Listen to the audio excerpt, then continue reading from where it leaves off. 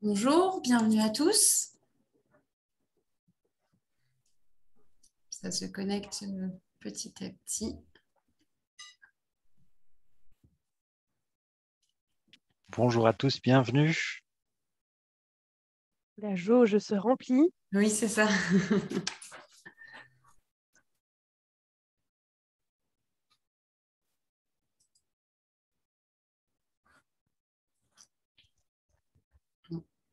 Bonjour. Bonjour Nadia, bonjour Rachel. Bonjour à tous.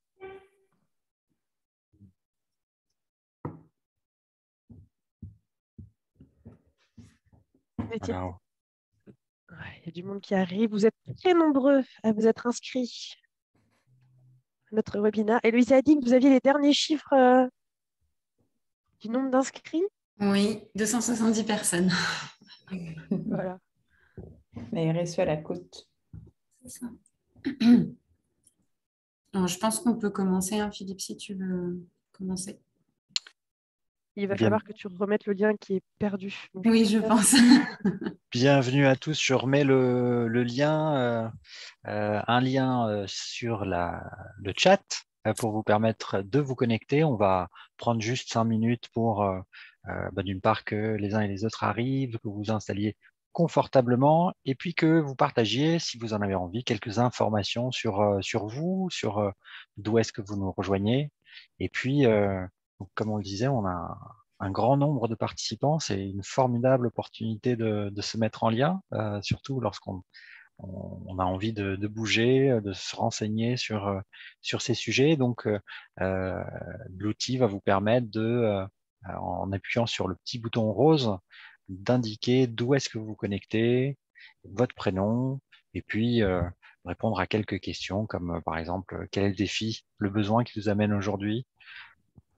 Partagez aussi votre atout qui booste votre projet.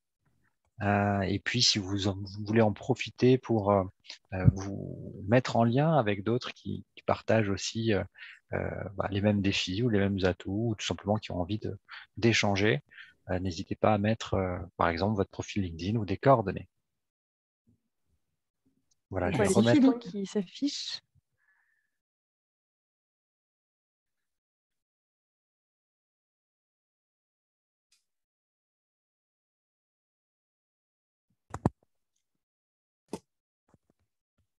De 110 personnes un peu stabilisées. Bienvenue à tous ceux qui viennent d'arriver.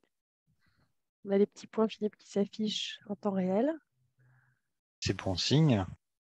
Ouais. Il n'y a personne à Bordeaux, ça m'étonnerait. Personne à Toulouse. Où sont nos amis du Sud-Ouest? Et tous les petits points qui s'affichent, c'est génial.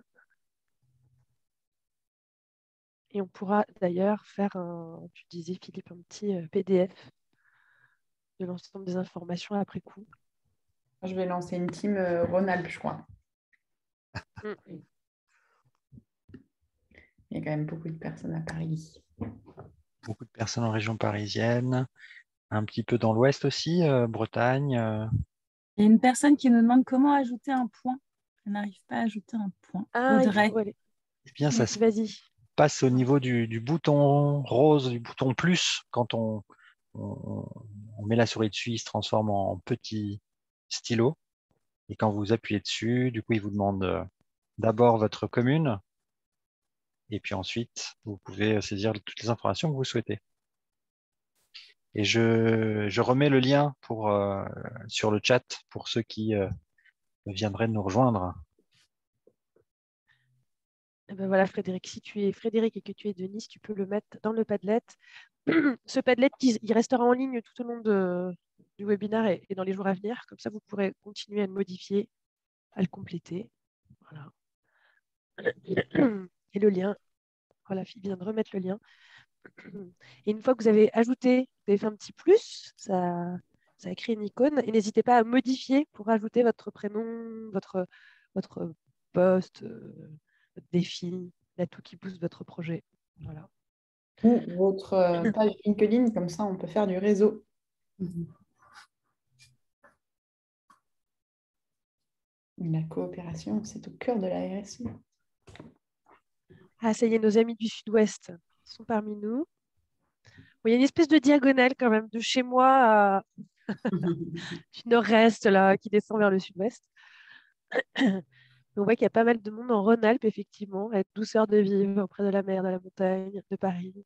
On n'aura pas la possibilité de lire tout ce que vous avez écrit là au fur et à mesure. On voit qu'il y en a beaucoup qui sont en reconversion, il y en a qui sont déjà consultants, il y en a qui nous ont mis leur LinkedIn, génial.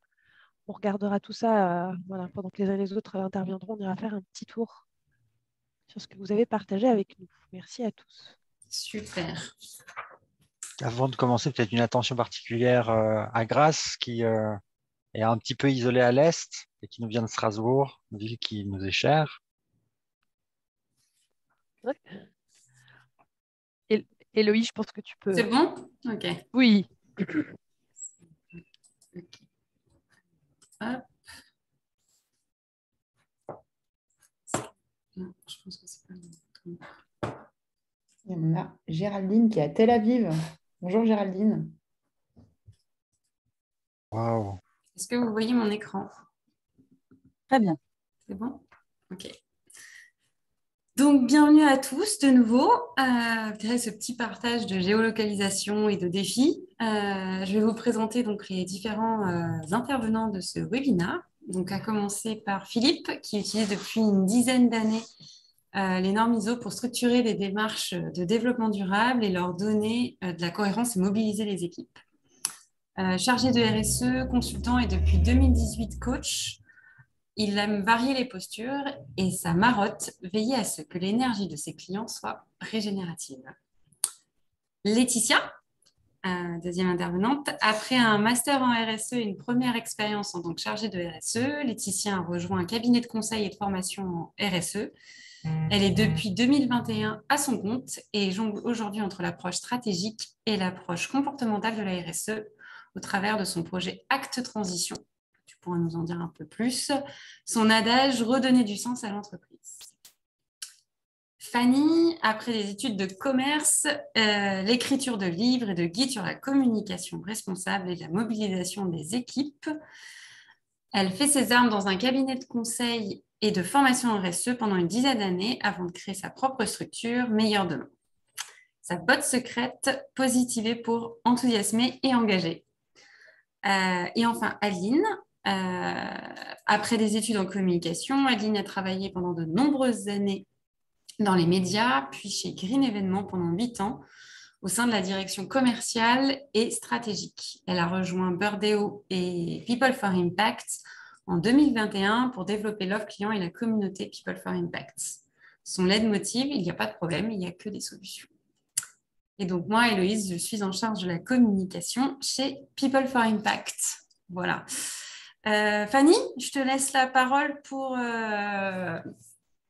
parler de la genèse de ce webinaire. Et du coup, je vais enlever la présentation pour que tout le monde puisse interagir avec nous en direct. N'hésitez pas à poser vos questions durant le webinaire et on verra si on peut les traiter. Sinon, on les traitera à la fin. Voilà. Merci beaucoup, Héloïse, de me transmettre le fil pour ce webinaire. Je vois que certains d'entre vous partagent leur LinkedIn dans le chat. N'hésitez pas à le rajouter dans le Padlet. Ça sera plus utile, comme ça on gardera trace de qui vous êtes. Est-ce qu'il y aura des slides? On n'en a pas prévu. Voilà, en tant que bon consultant, on s'est dit qu'on n'allait pas vous faire de slides. Mais en revanche, on tâchera à partager le replay de ce webinaire, ce qui vous permettra de vous replonger dans nos échanges. Peut-être juste un petit mot effectivement de genèse quant à l'organisation et l'envie de partager ce.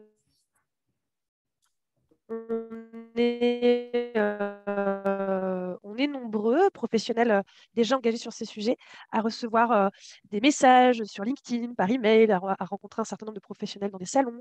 Et c'est vous, hein, c'est vous qui nous écrivez, c'est vous qui nous contactez en nous posant la question de voilà, je ne sais pas trop, comment accompagner ma transition professionnelle ou j'ai envie de m'engager en conseil sur ces sujets-là et j'aimerais bien avoir des retours sur le parcours. Enfin, c'est tous les sujets qu'on va traiter aujourd'hui. Et on a cette petite frustration tous d'avoir envie de vous aider et en même temps de manquer de temps. Alors ça, c'est plutôt le côté positif, ça veut dire qu'on a du travail. Et on avait vraiment envie de créer ce moment avec vous pour essayer de répondre au maximum à vos questions. Vous verrez que ce moment qu'on va vivre aujourd'hui, il ne va pas être isolé et que People for Impact, par ailleurs, vous proposera des formats qui vous permettront de continuer à échanger sur ces sujets. C'est ce qui est chouette aussi. Et nous, on est persuadés il y a de la place sur le marché. En tout cas, il y a une vraie demande. Moi, ça fait 15 ans que je fais ce métier. On parlera un peu de nos expériences croisées tout à l'heure, Philippe, Adeline et moi, Laetitia et moi. Et on partage, Adeline aussi, mais on partagera un peu notre retour d'expérience. Il n'y a jamais eu autant de demandes en 2022 d'accompagnement, comme il n'y a jamais eu autant de consultants aussi sur le marché ou de personnes voulant faire du conseil. Et donc, nous, on croit au fait qu'on a besoin d'être nombreux pour accompagner ces transformations, mais aussi d'être nombreux à être professionnels dans nos démarches.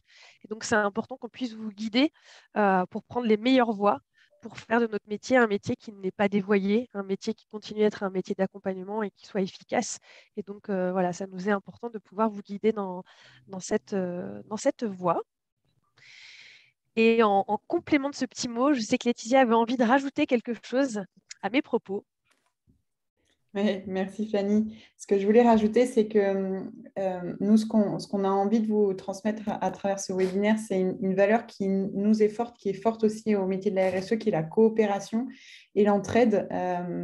La RSE, elle a cette chose de très belle, c'est que d'expérience, en fait, il y a très peu de compétition inter-RSE ou inter-démarche RSE dans les entreprises, dans le sens où les personnes qui portent la RSE, qui portent ce sujet-là, c'est des personnes qui se battent pour une cause qui va bien au-delà en fait, de l'échelle de l'entreprise, qui est à l'échelle plutôt du monde et de la planète. Et ça a ça de beau, c'est qu'aujourd'hui, si vous vous lancez dans la RSE, ben, vous pourrez peut-être voir que vous êtes capable de regrouper des chargés de RSE ou du moins des personnes qui portent les sujets de transition autour d'une table, qui ne viennent pas des mêmes horizons, pas des mêmes entreprises, mais qui sont ouverts à l'échange des pratiques et à comment on peut s'entraider pour être toujours meilleur. Et c'est une des belles valeurs en fait, de la RSE, de la coopération qu'on avait envie de vous partager à travers ce petit webinaire d'une heure. C'est court, mais en même temps, on va essayer de vous donner plein de clés, plein d'informations de manière gratuite pour, comme l'a dit Fanny, vous donner toutes ces clés pour faire vivre un petit peu ce métier de la RSE, mais tout en respectant ses valeurs, tout en respectant ses principes et sans tomber un petit peu dans les écueils, parce qu'il peut y avoir quelques écueils dans ce métier-là quand on ne le fait pas avec, entre guillemets, les bonnes valeurs. Donc voilà, mettre la coopération à profit, c'est vraiment ce qu'on a envie de vous proposer aujourd'hui. Et je redonne la parole à Héloïse. Merci beaucoup, Laetitia. Philippe, tu voulais un petit mot sur les profils en matière de transition? Avec plaisir. Bienvenue à ceux qui nous rejoignent à l'instant.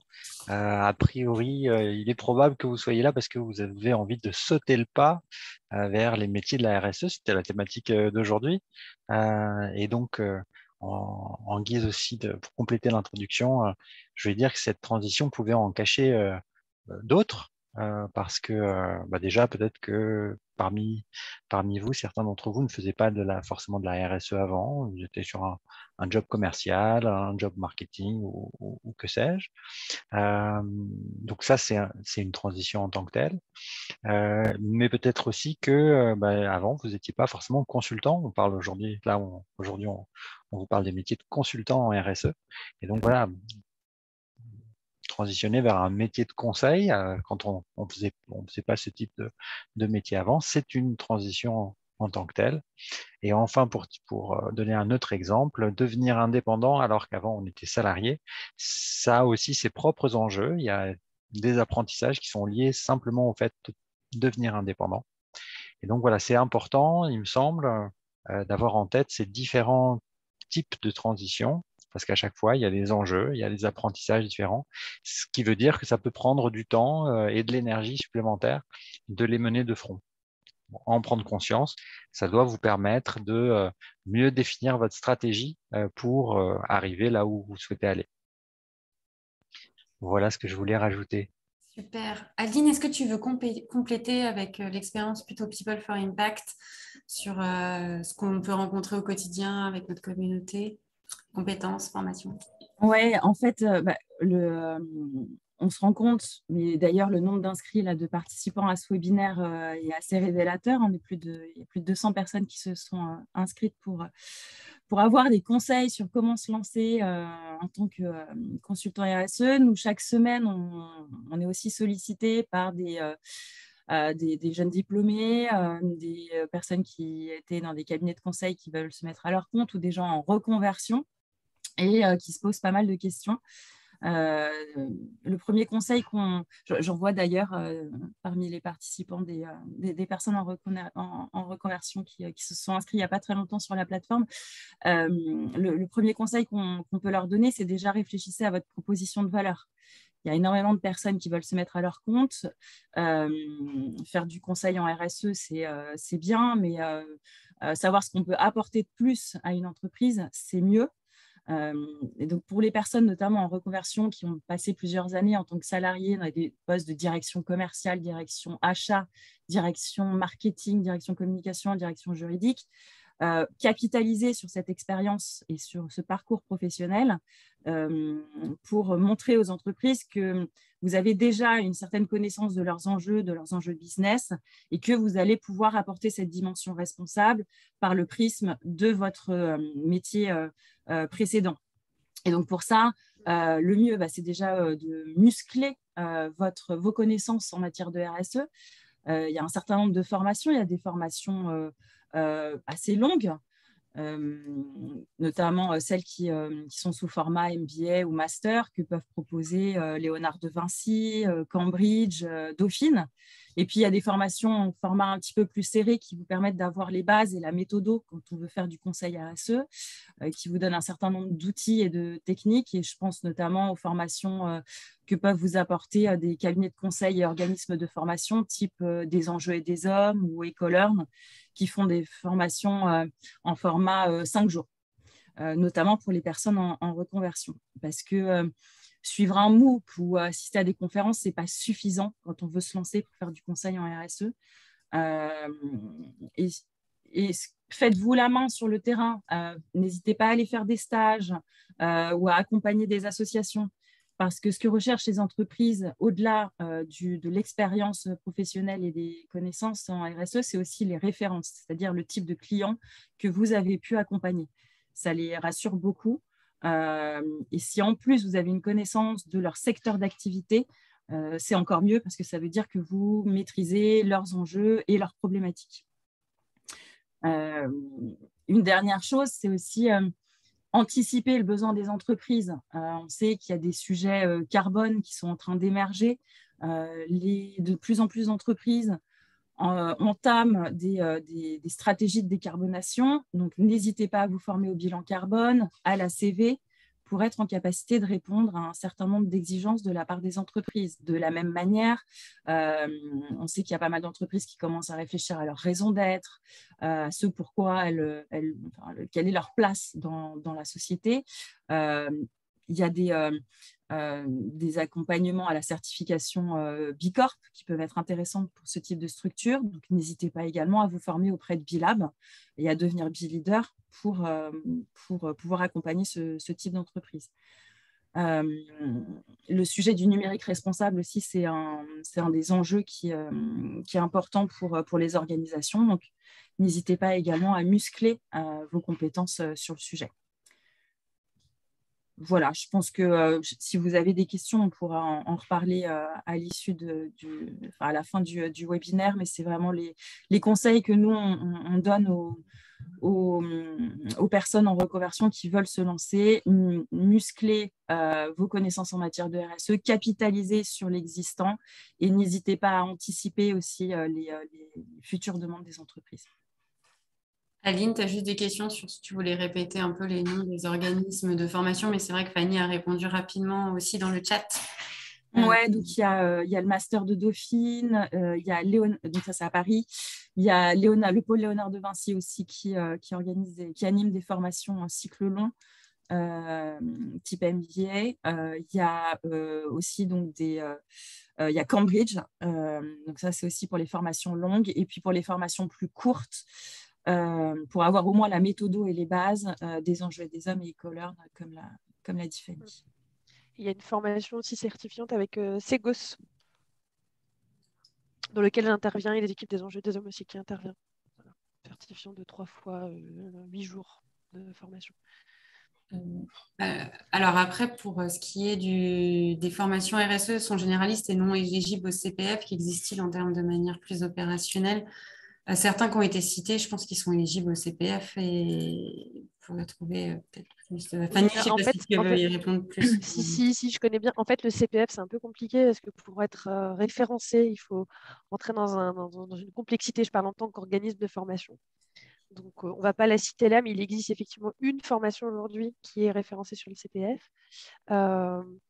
C'est sûr que pour vous, c'est plus facile, mais regardez bien ce qui est proposé dans chacun des programmes. Voilà, je ne peux pas prendre parti pour l'un et l'autre des prestataires, ce ne serait pas très éthique de ma part. Euh, Si vraiment vous n'avez aucune base, ça peut être intéressant de partir sur un cycle un peu long. Maintenant, si vous avez déjà des bases, partez sur un cycle court qui peut être un peu moins onéreux. Voilà. De toute façon, la formation, et je pense qu'Adeline t'a mis le point sur le sujet, c'est vraiment une formation continue. Donc nous, moi, je continue évidemment à me former tous les jours en lisant, en faisant Les MOOC seuls ne sont pas une solution, mais par contre, ils permettent de continuer à apprendre plein de choses, aller aux conférences, aux salons. Vous allez à un salon, vous entendez des conférences intéressantes. Derrière, ça peut être aller écouter des TEDx, des vidéos sur le sujet, lire aussi, évidemment, parce que la lecture peut. Donc, c'est un apprentissage, mais ça peut être un peu. Ça peut être un peu. On peut se sentir un peu submergé par ces sujets parce que quand on parle RSE ou développement durable, c'est tellement de sujets que c'est compliqué d'être expert de tout.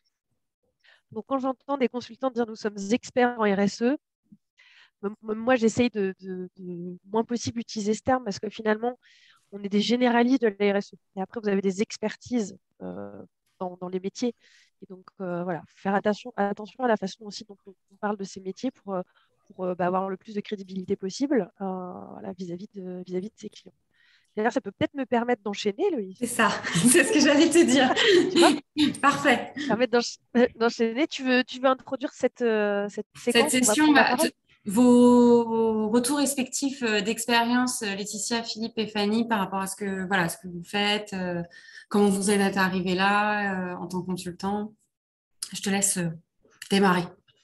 Donc, effectivement, on a essayé, Philippe, Laetitia et moi-même, on fait des métiers très connexes et on est même d'ailleurs capable d'accompagner tous les trois des missions équivalentes en matière de RSE. On va essayer là dans ce temps de retour croisé, de regard croisé, de partager avec vous. Je suis juste en train de voir que l'ordinateur n'est pas branché. S'il est branché, c'est bon. Je m'en occuperai après parce qu'il y a plus de batterie. On est tous capables d'accompagner des missions équivalentes. On avait envie de vous faire un retour sur des approches et des expertises différentes. Moi, je vais prendre la casquette du conseil en stratégie. Et puis Philippe et Laetitia en prendront d'autres. Comme ça va vous expliquer un peu ce qu'on fait dans notre quotidien. Et puis, je vois qu'il y a des questions par ailleurs. On les prendra à la fin, peut-être si ça vous va à tous. Je vois qu'il y a des questions sur des retours qu'on pourra avoir sur certaines formations. Donc, n'hésitez pas, mes collègues, aujourd'hui, de pouvoir répondre dans le chat ou sinon, on le traitera à la fin. Donc, moi, je vais vous parler de missions que j'accompagne sur du conseil en stratégie RSE ou aussi d'accompagnement où je vais aider des entreprises, par exemple, à aller se faire labelliser. Notamment, alors moi j'ai une casquette parce que j'accompagne sur Bicorp, mais il y a d'autres consultants qui accompagnent sur Lucie, sur l'AFNOR, Ecovadis, qui ne sont pas des labels, mais qui sont des accompagnements pour se faire évaluer. Ou encore, on peut accompagner sur devenir ou avoir la qualité juridique de société à mission. Donc, mon quotidien, c'est d'aider des entreprises sur cette partie stratégie. Ça peut être des petites, des moyennes ou des grosses entreprises qui ont besoin d'être accompagnées pour structurer leur politique. Donc, rarement, elles ne font rien. Il n'y a pas beaucoup d'entreprises qui ne font rien d'un point de vue environnemental et social, mais en revanche, la formalisation, elle est souvent peu existante. Donc, on les aide à bien ranger dans des boîtes les sujets. On les aide aussi à réfléchir. Ça, c'est un sujet vraiment prégnant en 2022. On va aider les entreprises à définir leur vision, leur ambition, pour ne pas appeler ça raison d'être, mais on peut appeler ça raison d'être. On va aussi les aider à identifier la façon dont elles peuvent contribuer au travers de leur business model à créer de la valeur pour la société. Donc là, c'est hyper challengeant. Et donc, quand on fait ça, on va essayer de donner les plus et les moins à chaque fois. Donc, moi, sur cette casquette strat, les plus, c'est que d'un point de vue intellectuel, c'est hyper riche. C'est hyper galvanisant, c'est hyper riche. C'est aussi très challengeant parce que quand on intervient auprès d'un comité de direction et qu'on doit challenger le business model, il faut quand même avoir un peu de bouteille sur le sujet. Il faut être un peu capé parce qu'il faut être en capacité d'accompagner des sujets de transformation qui sont quand même très impactants pour l'entreprise. Et donc, ça nécessite d'avoir des expertises et aussi d'être conscient de la limite de ses compétences. C'est-à-dire, je pense qu'il faut être aussi à l'aise pour dire à une entreprise, à un moment donné, sur tel et tel sujet, je n'ai pas la compétence, mais je vais être en capacité d'aller chercher dans mon réseau les compétences qui vont bien.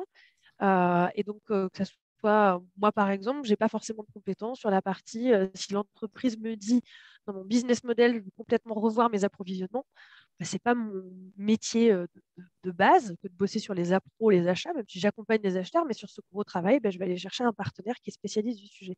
Voilà, donc c'est juste pour vous donner un peu cet exemple-là. Donc, le plus, je dirais, dans ces missions sur lesquelles on accompagne les entreprises sur la stratégie, c'est intellectuellement hyper riche. On touche à plein de choses. Si vous êtes curieux, c'est génial parce qu'un jour, on va bosser dans l'agro, le lendemain dans la finance, le lendemain dans la santé. Donc, c'est des enjeux qui sont hyper différents. Donc, il faut avoir une grande capacité de curiosité et d'adaptabilité. Voilà. Et ça demande aussi un grand champ de compétences parce qu'il faut savoir faire des recos stratégiques, faire des analyses, mener des interviews, faire des recommandations, gérer un budget. Enfin, c'est plutôt le poste de consultant, mais budget, planning. Donc, il faut avoir un grand champ de compétences. Et donc, ça peut être le côté un peu, si je prends le plus et les moins, le côté un peu risque ou critique de se lancer dans la stratégie, c'est que quand on n'est pas assez capé, le risque, c'est de mal accompagner sur ces sujets. Et donc, c'est Adeline qui le disait tout à l'heure, quand Adeline disait aller faire des stages, ça peut être aussi d'aller chercher un consultant qui est un peu plus capé que vous pour faire des missions en tandem. Donc, moi, j'ai quelques consultants comme ça qui m'appellent en me disant moi, j'ai des expertises sur le marketing, la com, je me suis intéressée à la RSE, je me suis formée. Mais ma première mission, je ne me sens pas de la faire seule. Est-ce que tu accepterais de le faire avec moi? Et moi, je le fais parce que je trouve ça super intéressant de travailler. On partage des méthodos, on accompagne, les clients sont contents parce qu'ils ont un senior, ils ont quelqu'un qui est là au quotidien. Et donc ça peut être une solution aussi intéressante pour se lancer. Il y a souvent cette notion de comment on se lance. Voilà. Très bien. Donc, j'ai fait mon petit retour. Donc, n'hésitez, si vous avez des questions, alors peut-être on les prendra à la fin. Si vous avez des questions sur la partie conseil, n'hésitez pas à les noter, on les prendra à la fin. D'accord. Est-ce que tu as un dernier conseil à donner, peut-être, pour se lancer, avant de se lancer? Moi, mon conseil, pour se lancer sur ces sujets, je crois que c'est important d'avoir des connaissances généralistes sur le sujet. Donc, un consultant qui fait de la strat en RSE doit s'être paluché l'ISO 26000 de A à Z, doit à minima avoir été formé ou travaillé avec un consultant de pair pour bosser sur une méthode qui tient un peu la route. Et ce que je trouve intéressant aussi, c'est de mettre en avant et de travailler votre expertise, votre compétence. Voilà. On a beaucoup parlé de sujets thématiques. Formez-vous aussi je pourrais les appeler les sciences molles, mais la facilitation, le design thinking, la créativité. Un bon consultant, c'est aussi quelqu'un qui est capable de s'adapter à l'entreprise. Donc, formez-vous à tous ces sujets d'innovation, de facilitation, parce que ce n'est pas vous qui devez faire dans l'entreprise, vous devez amener l'entreprise à faire. Donc, dans la posture, ce n'est pas qu'une posture haute, il faut aussi avoir une posture basse, qui est celle d'aider, d'accompagner, faire de la maïotique. Et donc, ça, je pense que c'est hyper important de travailler ces deux axes. Super. Merci Fanny. Laetitia, tu veux enchaîner? Oui, bien sûr. Donc, moi, je porte plutôt la casquette formation, comme on s'est séparé les casquettes. Et du coup, je rebondis un peu sur ce que Fanny vient de dire. Il y a effectivement un enjeu d'être dans la facilitation aussi dans ces métiers d'être responsable RSE ou consultant en RSE. Les entreprises qui décident de se faire certifier à travers des missions de conseil, elles peuvent se faire accompagner d'un consultant en RSE, voilà, pour avoir une certification du Corp, une certification engagée RSE, une certification Lucie. Et généralement, il y a des attentes fortes au niveau des formations des équipes en interne sur les thématiques de la RSE. Les entreprises ont aussi des budgets formation qui sont alloués, donc le métier de formateur en termes de RSE, il a une part aussi importante. Et il contribue aussi à rendre, et ça c'est un enjeu important dans la RSE, de rendre autonome le client. Nous, on est vraiment dans un enjeu de jamais rendre le client dépendant de notre compétence, mais d'arriver à transférer les compétences pour que le client, en fait, il soit autonome et qu'il arrive à driver finalement sa démarche de RSE en autonomie.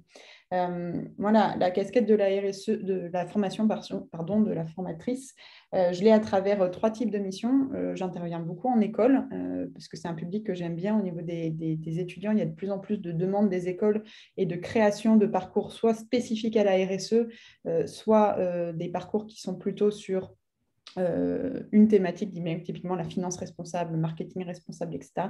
Ça commence à arriver à se structurer parce qu'il y a des demandes des étudiants, mais il y a surtout des demandes des entreprises.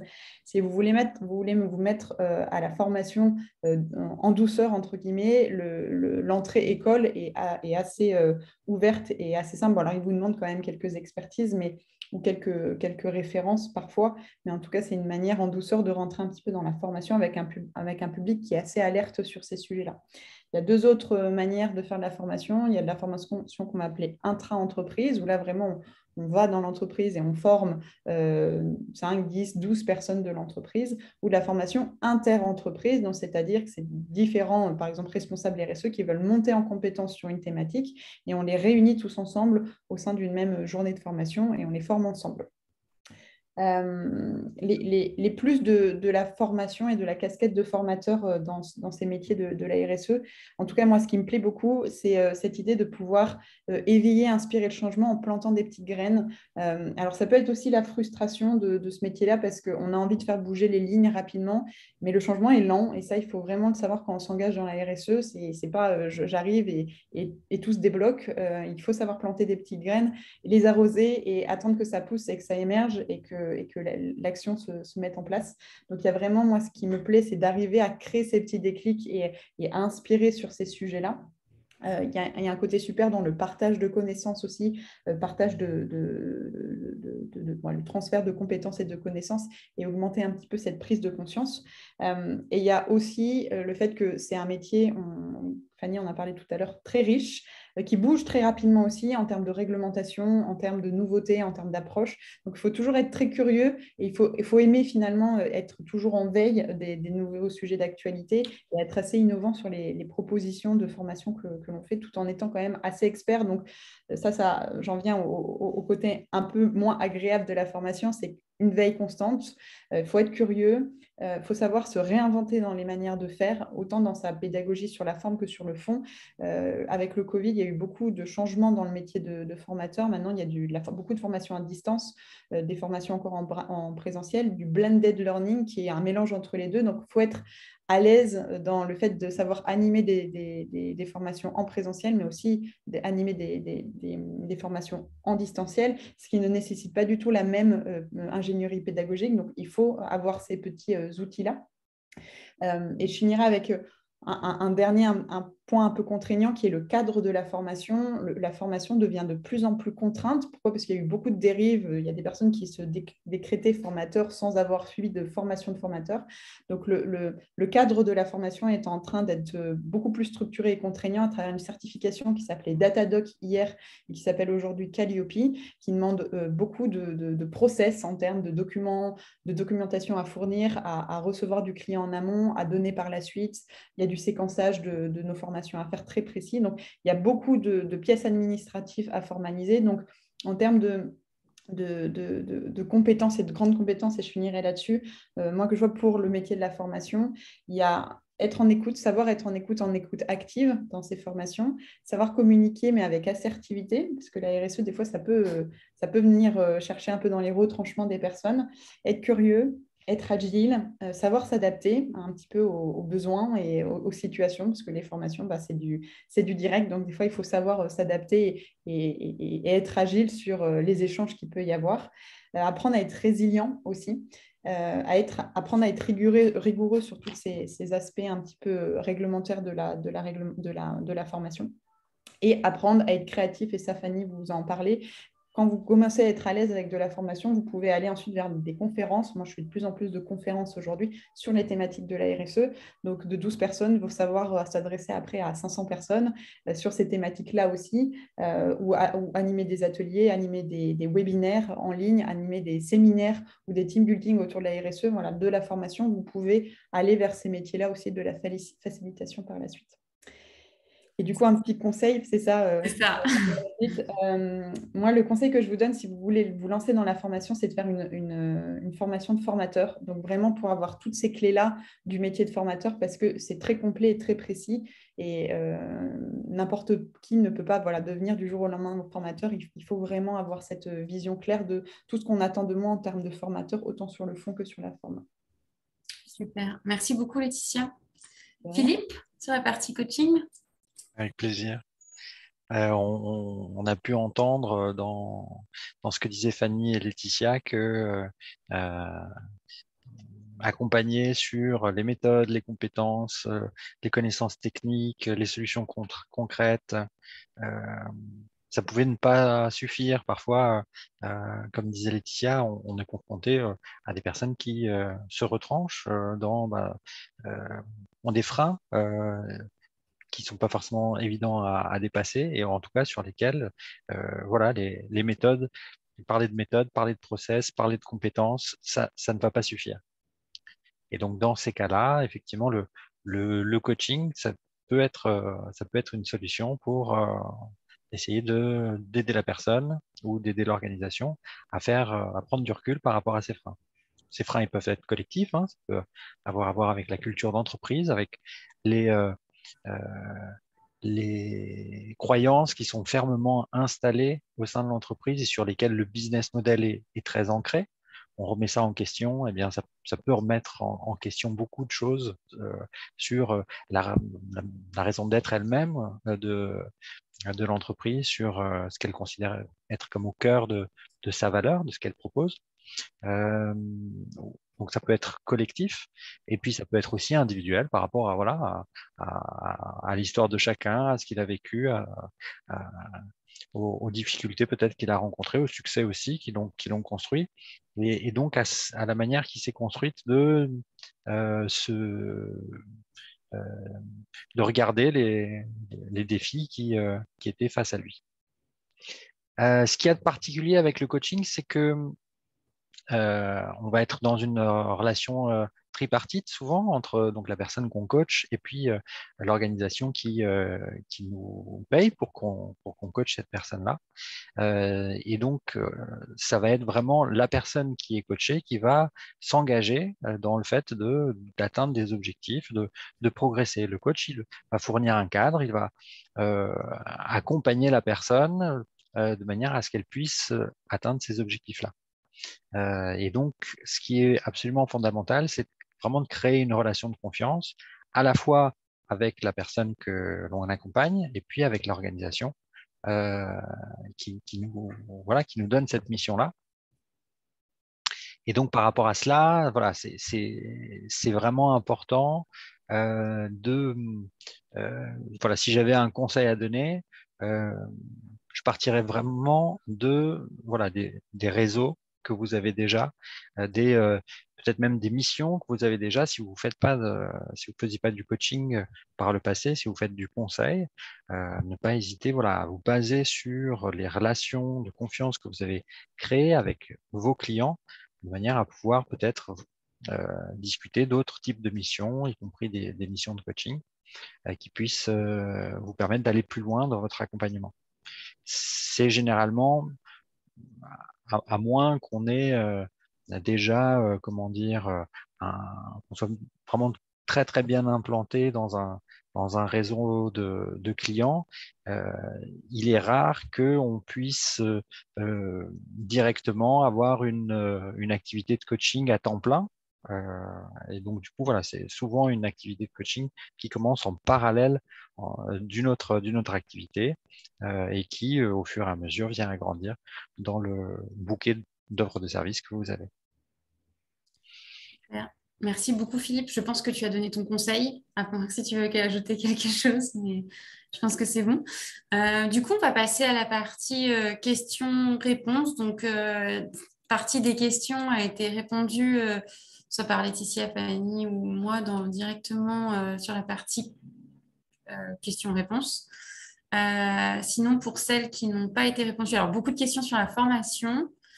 Et une question de Maëlys, connaissez-vous des associations où on peut pratiquer le rôle de conseil accompagné des entreprises?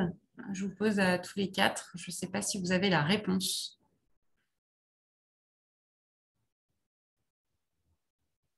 Non. Tu peux juste répéter, Héloïse, excuse-moi. Connaissez-vous des associations où on peut pratiquer le rôle de conseil accompagné des entreprises? Personnellement, non. Alors, moi non plus. Après, je sais qu'il y a des associations qui vont être assujetties à certaines réglementations, type le bilan carbone. Alors, je ne me rappelle plus exactement du scope des associations, si c'est le même que pour les entreprises, les SA. Mais typiquement, pour les grosses assos, il y a des obligations aujourd'hui en termes de RSE. Alors, ça ne s'appelle pas la RSE, d'ailleurs, ça s'appelle la RSO, responsabilité sociétale des organisations. Et après, à mon avis, si tu cherches des organisations qui sont plutôt sur des sujets de transition écologique ou solidaire, ça fait complètement sens de structurer aussi leur démarche de RSE. Donc, ça peut être de la prospection aussi directe, de dire, bon, voilà, vous travaillez sur une thématique de la transition écologique et solidaire, mais vous, qu'est-ce que vous faites? Voilà, on est souvent sur ce sujet, le chausseur je ne vais pas arriver à trouver cette expression. Le cordonnier, le plus mal chaussé. Je mélange tout. Et du coup, d'arriver à les challenger en disant soyez cohérents si vous accompagnez sur ces thématiques-là. Moi, je peux vous proposer de structurer votre démarche de RSE à côté. Et ça peut, voilà, je pense qu'il y a des associations qui sont, à mon avis, très ouvertes sur ces sujets-là. Donc, soit il y a des assos qui vont avoir des obligations, dans tous les cas, sur la RSE, mais ça sera plutôt des grosses organisations. Soit sur des petites, je pense que ça vaut le coup d'aller les challenger pour avoir un peu plus juste de cohérence, tout simplement. Super, merci Laetitia. Est-ce que vous avez un conseil pour les personnes qui sont en transition et qui n'ont pas forcément de réseau en RSE? C'est une question. Oui, on n'a pas forcément besoin de réseau en RSE. Il faut d'abord commencer par son propre réseau, en fait. Donc là, voilà, n'hésitez pas à poser la question peut-être de manière plus précise. Mais voilà, je vous recommande vraiment de démarrer par votre propre réseau. Voyez au sein des interlocuteurs que vous avez, comment est-ce que eux ils intègrent le développement durable dans leur activité, qui leur parle de développement durable au sein de leur entreprise, au sein de leurs clients, chez leurs fournisseurs. Cartographier d'abord voilà, le sujet de la RSE par rapport à votre propre réseau. Et petit à petit, le réseau fait des petits. Et donc, votre réseau vous introduit à son propre réseau. Et par ce biais-là, vous vous constituez un réseau qui est de plus en plus marqué de RSE, puisque c'est la thématique que vous aurez choisi d'aborder avec ces personnes-là. Moi, Fanny. je vois pas mal de questions, effectivement. Enfin, parce que comme on ne veut pas créer de frustration, nous savions que nous n'allions être qu'une heure ensemble, que vous alliez peut-être être plus d'une centaine à nous poser des questions. Donc, on les avait un peu pensées en amont. C'est pour ça qu'on a organisé ce webinaire comme ça. Mais là, on veut vraiment vous rassurer, c'est qu'on sait que vous avez plein d'autres questions. Peut-être qu'on fera un autre webinaire dans quelques temps. People for Impact sans nous, avec nous, on verra, etc. Mais on sait qu'il y a des questions qui sont plutôt l'ordre de l'amont. J'ai envie de me lancer, mais j'ose pas parce que je me sens pas totalement dans les questions qu'on reçoit, je me sens pas forcément hyper sûre de moi, j'ai le syndrome de l'imposture, comment je peux me former, comment il y a mon réseau. Puis après, il y a des questions qui sont plus de l'ordre technique, qu'on ne traitera pas complètement aujourd'hui. C'est quel statut juridique, comment m'engager, comment je passe de salarié, quel comptable il faut que j'aille chercher. Enfin, tu vois, des trucs un peu plus techniques. Aujourd'hui, on va essayer de ne pas les traiter parce qu'on ne pouvait pas traiter de tout, on ne traitera pas de tout aujourd'hui. Je pense que là, Héloïse et Adeline vous diront tout à l'heure qu'il y a des petites choses qui sont en cours de préparation. Mais pour rassurer un peu tout le monde, on ne devient pas expert du jour au lendemain. Donc, il y a pas mal de questions qui disent comment vous avez créé votre réseau en fait, en bossant. C'est-à-dire que moi, c'est mon cas personnel qui n'est pas le cas de Philippe et Laetitia, mais moi, quand j'ai eu la chance peut-être de me lancer il y a 15 ans, pendant mes études. Et c'est une chance, et en même temps, il y a 15 ans, il n'y avait pas de poste. il n'y avait pas de master, il n'y avait personne. Donc, en gros, j'étais avec mon bâton de pèlerin à aller rencontrer des professionnels. Donc, ça, c'est un premier conseil que je vous donne. Aller rencontrer des professionnels. Alors, vous allez me dire, bah, c'est ce qu'on a fait en vous contactant, vous nous avez dit, c'est pour ça qu'on organise ces webinaires. Mais il y en a d'autres qui seront peut-être plus dispo. Enfin, on n'est pas toujours. Parfois, on a des moments où on est plus dispo, on prend ce temps. Mais allez discuter. Essayez de vous différencier sur le marché aussi, peut-être Moi, c'est le conseil que je donne aux étudiants, mais que je donne aussi aux professionnels. Écrivez. Créez un blog, écrivez des articles de fond. Une façon de se faire connaître et de créer du réseau, c'est en partageant de la connaissance. Moi, c'est ce que je fais au quotidien.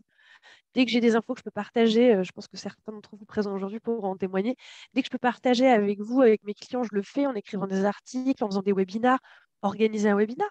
Allez chercher 3 professionnels hyper intéressants, faites-les s'exprimer à l'occasion des webinars que vous organisez. C'est une façon un peu aussi pro bono de partager avec les autres, de se faire connaître. Voilà.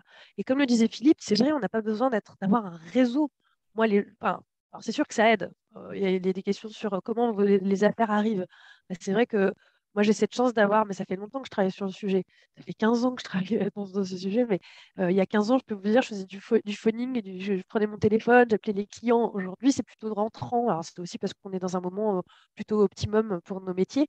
Il y a beaucoup, beaucoup de demandes et les retours, ils se font aussi par réseau, par partenariat. Donc, voilà, sortez du bois. Créez des connexions, proposez votre aide pour écrire des articles pour des entreprises ou des cabinets de conseil. Voilà, ça peut être des façons de faire. Tenez un blog, écrivez, sortez du bois. Il faut quand même que vous ayez conscience qu'il y a énormément. On est très, très, très, très, très nombreux sur le marché. Surtout des freelances indépendants, cabinets de conseil aussi qui se créent, mais on est très nombreux sur le marché. Donc, si on a envie de se différencier, il faut avoir une couleur, il faut être en capacité de montrer ce qu'on sait faire, peut-être sortir du côté généraliste pour aller travailler une expertise, c'est ce que je donnais comme conseil avant, parce que des généralistes sur les réseaux, ils sont très nombreux. Quand on se lance et qu'on n'a pas de carnet d'affaires et qu'on n'a pas de portefeuille client, bah, il faut réussir un peu à se différencier. Voilà, ça c'est quelque chose que je voulais vous dire. Moi, je veux bien Qu'est-ce qu'il y a compléter. Vas-y. Ouais, je complète par rapport à ce que Fanny a dit. Alors, bien évidemment, moi, comme Fanny, je suis passée par le stade cabinet de conseil en amont. Alors, ça peut être aussi une solution, hein, pour ceux que ça rassure, ça peut être de passer par le step cabinet de conseil avant de se mettre en indépendant. Et du coup, c'est vrai que bah, ça a permis de créer un réseau, mais quand on commence de tout début, ça fait forcément un peu peur. Alors, 2 choses là-dessus. Il y a quand même, aujourd'hui, se lancer en tant qu'indépendant, comparé à il y a 20 ans, il y a un outil super quand même qui s'appelle LinkedIn, qui n'existait pas il y a 20 ans, ou pas à ce niveau en tout cas, et qui permet de rentrer en interaction très rapidement avec des gens. Moi, toutes les semaines, je pense que je rajoute 100 responsables RSE, parce qu'en plus, il y a beaucoup de monde qui arrive sur le marché. Donc, il y a un moyen d'être en réseau et d'augmenter votre visibilité facilement en utilisant des outils comme LinkedIn. Ça vous demandera forcément un peu de prospection un petit peu directe au début, de trouver une bonne manière d'approcher ces personnes-là. Donc, comme le dit Fanny, à travers une marque différenciante, une approche différenciante, pas faire trop de rentre-dedans parce que généralement, les personnes sur LinkedIn n'aiment pas trop ça. Mais globalement, vous avez moyen d'augmenter votre visibilité si vous partagez des articles de blog, etc., en ajoutant des personnes qui s'intéressent un petit peu à ces thématiques-là. En tout cas, très rapidement, moi, je me suis rendu compte, et pourtant j'avais une peur bleue, et c'est peut-être pour ça que j'ai envie, enfin, c'est cette expérience, ce retour d'expérience que j'ai envie de vous partager. Moi, en même temps, en me mettant en indépendante, j'avais une peur bleue de ne pas trouver de clients. Je suis nulle en commercial.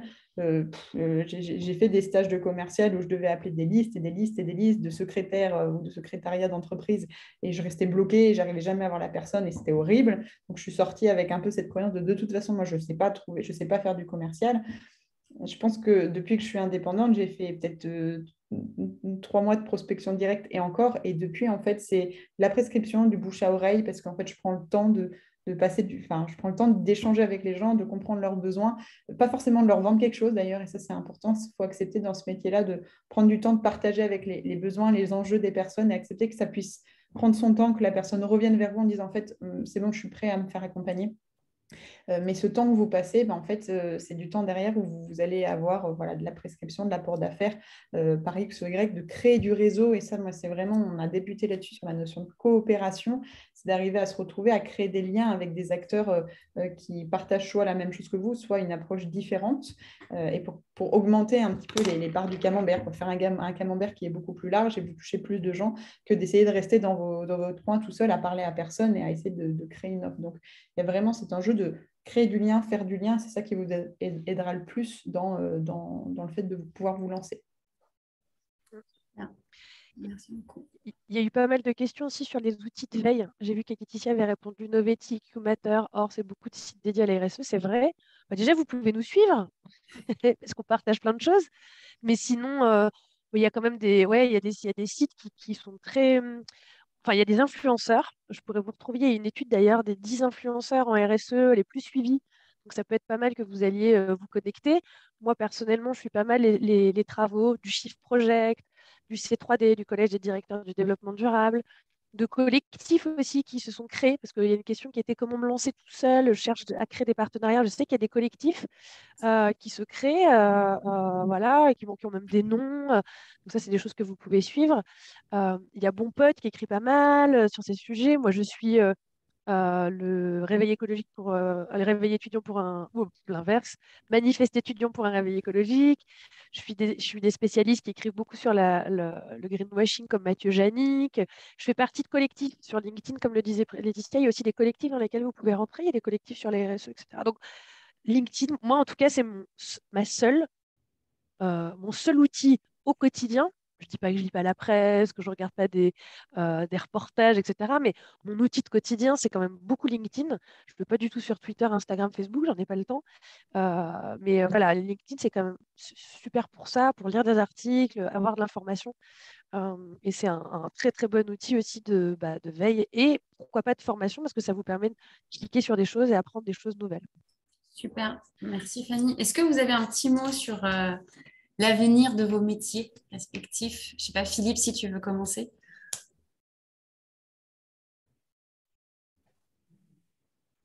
Si je veux commencer, non, je ne veux pas particulièrement commencer. Je veux bien écouter Fanny et Laetitia Laetitia. là-dessus et m'en Ok. inspirer. Ok. Je Bah, vais vas-y. Je crois que c'était comme ça qu'on se l'était dit, non? Moi, sur le futur de mon métier, ce que j'aime bien raconter dans mes missions et puis aux personnes que je forme, c'est que moi, mon rêve, c'est d'être au chômage très rapidement. C'est-à-dire que le métier de consultant en RSE disparaisse dans le sens où aujourd'hui, les entreprises, elles sont dépendantes d'une personne externe, un consultant en RSE, qui vient leur apprendre comment intégrer l'impact économique et social et environnemental de leur projet, de leur activité, ce qui est quand même, qu'on se le dise, quelque chose qui est de l'ordre du bon sens, qui n'a pas été peut-être les dernières années, mais globalement, comment penser de manière responsable mon activité et l'impact que je peux avoir sur la société.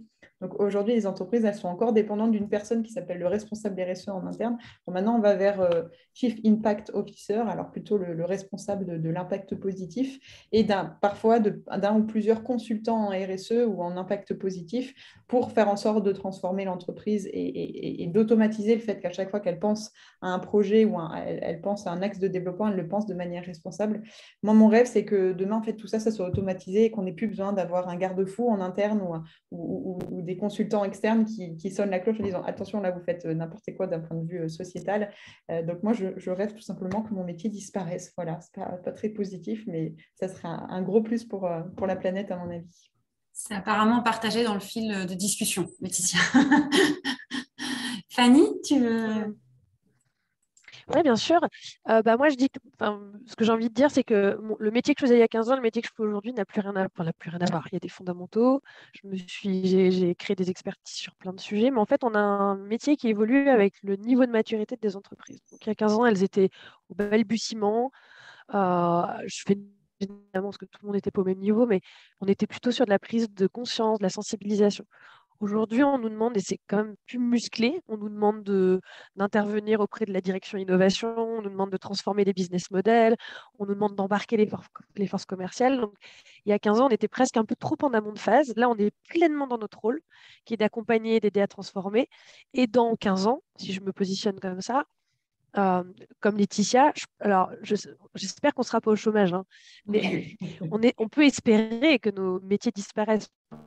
Que ça, mais à mon avis, on a encore de très belles années devant nous. Donc, si vous vous posez la question de est-ce que c'est malin de se lancer, oui, allez-y.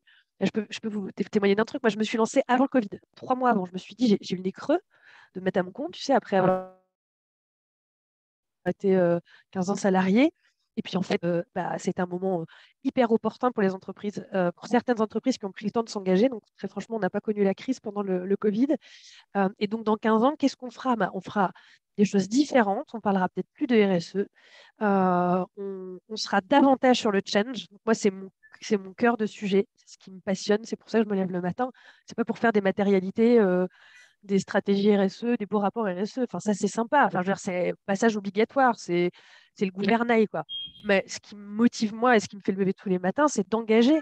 Parce que, en fait, là, c'est fini le temps où on doit convaincre. Vous savez, on est tous convaincus du sujet. C'est d'ailleurs pour ça que le GIECO s'est créé. Il y a le GIEC, puis il y a le GIECO qui accompagne les changements de comportement. Donc, formez-vous à toutes les approches aussi neurocognitives. Ça, c'est le dada de Laetitia, mais c'est aussi les approches sociologiques, hein, anthropologiques, neuro.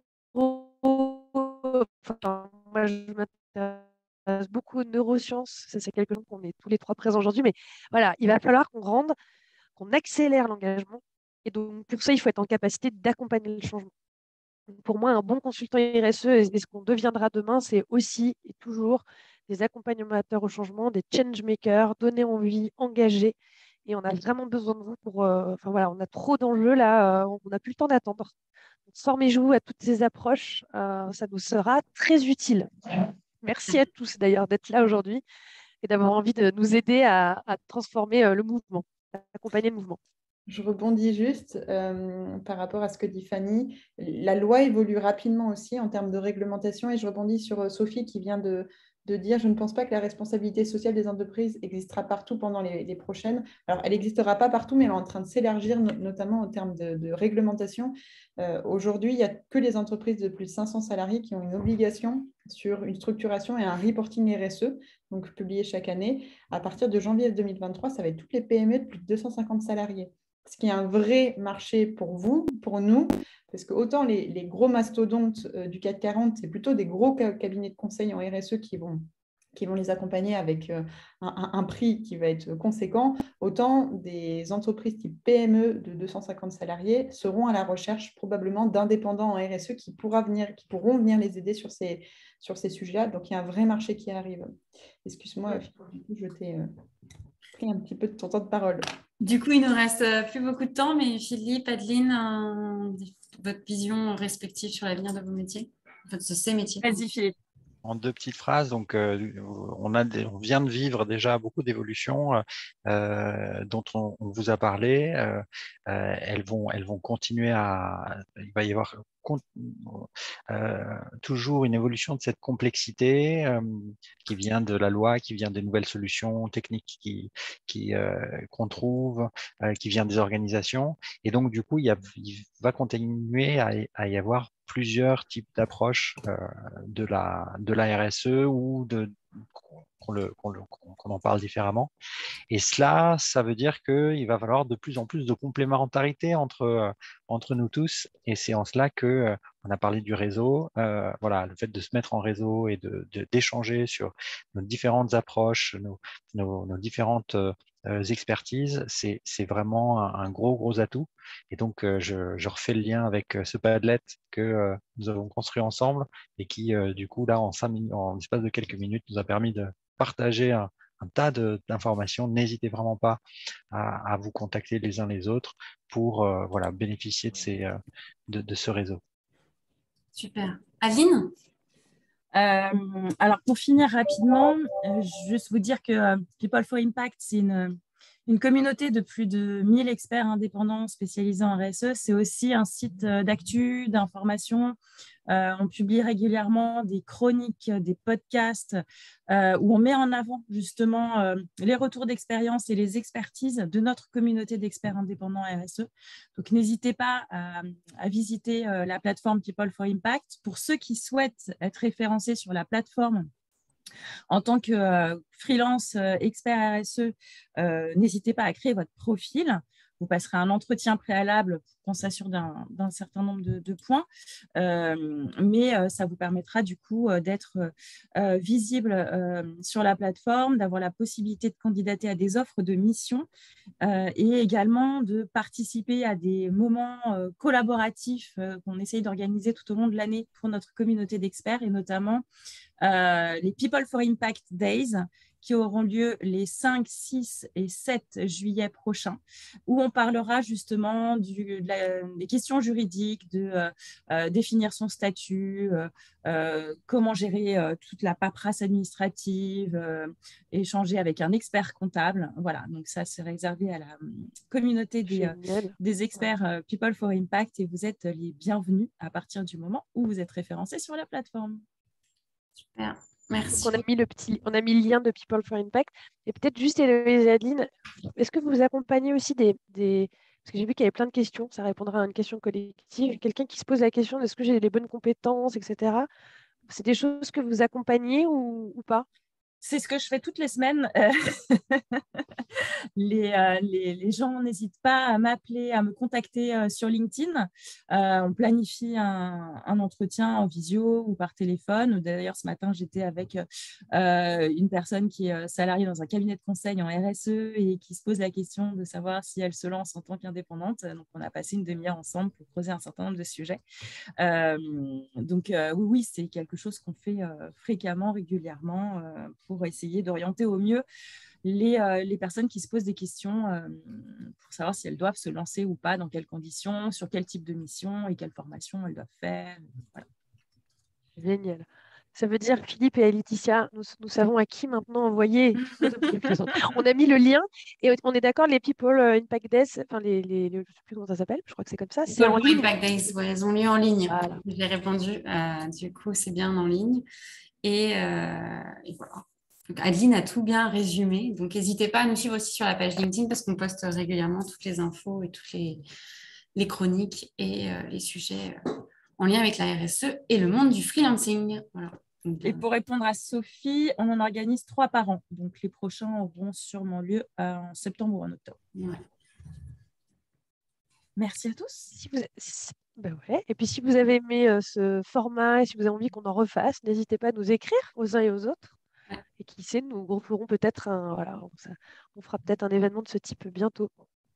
Voilà. Et le replay sera disponible sur People for Impact. Si jamais vous voulez revoir le replay, on vous dira ça. Voilà. Vas-y Fanny, je ne sais pas si tu voulais ajouter. À bientôt. Merci beaucoup. Non, je voulais juste te dire que vous êtes dans la bonne. Enfin, en tout cas, c'est une super voie. Voilà. Vous êtes au bon endroit au bon moment. Si vous posez des questions, allez-y. Arrêtez de vous poser des questions. Voilà, allez-y. Super. Merci à tous. Bonne journée. Au revoir. Au revoir. Au revoir. Un grand merci Héloïse, Adeline pour l'organisation, Fanny pour l'initiative. Laetitia, j'étais très content aussi de participer avec toi. Et merci à tous. Merci à tous. Bonne semaine.